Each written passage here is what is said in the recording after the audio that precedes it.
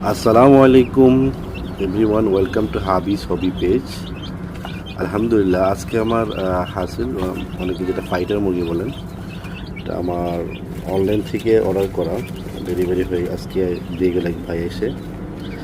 আলহামদুলিল্লাহ, মুরগিগুলো সুস্থই আছে। ভাইকে ধন্যবাদ সুন্দর মুরগিগুলো দেওয়ার জন্য আমাকে।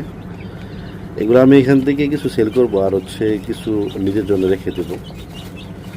এখন আমি এগুলোকে আলাদা করে রাখছি, এগুলো কোয়ারেন্টাইন হিসেবে থাকবে। এগুলো ভ্যাকসিন করাবো, যদিও যে খামার থেকে আসছে ওরা ভ্যাকসিন করাইছিল, তারপর নিজের স্যাটিসফ্যাকশনের জন্য আমি এগুলোকে ভ্যাকসিন করাবো।